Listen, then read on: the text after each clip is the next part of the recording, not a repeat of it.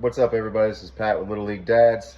Today it's a little bit rainy out, so we are not at the ball fields, but we're going to be working on something else. So here I've got a 32-inch maple bat, unfinished. So we're going to go ahead and make something pretty cool out of it. As you can tell, I'm in the messy garage, getting ready to get this done. But first order of business, this is weighing in at 30.5 ounces. We want to get this around 29 and a half. So we got to take a little meat off. Show you how we're going to do that. All right, so before we drill, I will show you, sorry it's a little bit messy, but I will show you the weight of the bat before. So we're right about 30.5 ounces. See if we can get this down a little bit. All right, so up here we've got a 1-inch Forstner bit. We're gonna hog a little bit of material out of the end of the barrel of the bat here, probably about a 1/2 inch down. Should take 1/2 ounce off and maybe a little bit more. So I'll show you what we look like. All right, got her drilled out and we are down just under 29.5. So exactly where we wanted to be. All right, so here she is. We got the end drilled out. Next order of business, give her a nice sand before we get her prepped up, ready to paint. All right, so all it needs is a nice light sand. I'm using the Diablo Sand Demon with the Diablo paper. I got some 80 grit on there now, but this block was really nice.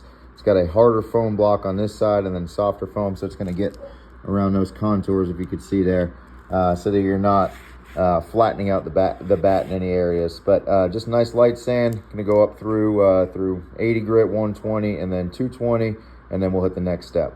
See you guys in a bit. All right, we got the bat all sanded up to 220, nice and smooth.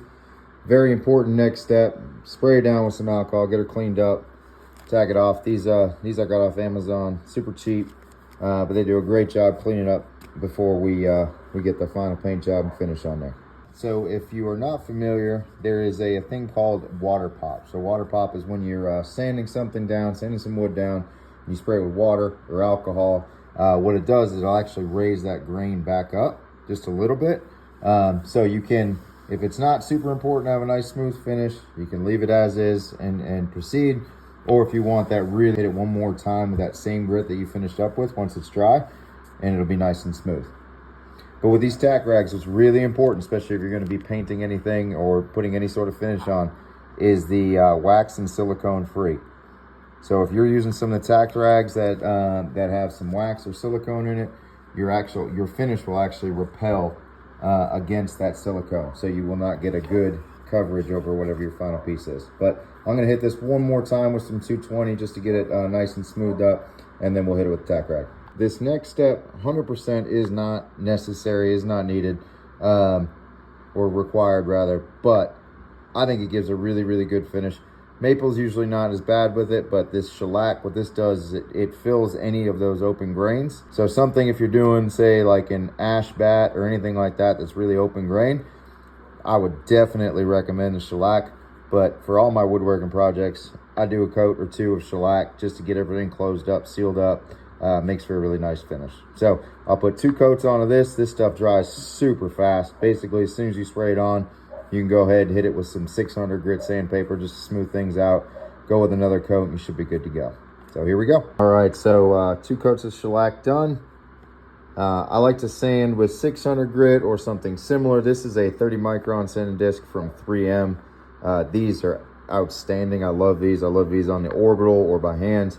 You can use wet or dry. These work really well. You find these on Amazon as well. But yeah, we'll go ahead and get a light sand on this, get it nice and smoothed up, and we will start paint. We're ready for paint here. So I'm gonna do a pretty cool style, walk you guys through it a little bit. I'm gonna do a bit of an ombre style, going from this dark purple to a red to a orange and yellow. It's kind of a Halloween theme. So we'll go ahead and get this started. I did mark somewhere on here. Let's see here. I got a mark here. This is about 9 inches up from the bottom of the bat. I'm going to leave that virtually paint free so we get a nice grip on there, some good adhesion there. So we'll go through. I'll go ahead and get this thing painted up. We'll get a couple coats on it and show you guys something cool at the end. Okay. All right. So we got the first coats done on the bat. You can tell we go from a dark purple through a red, orange, and a yellow at the ends.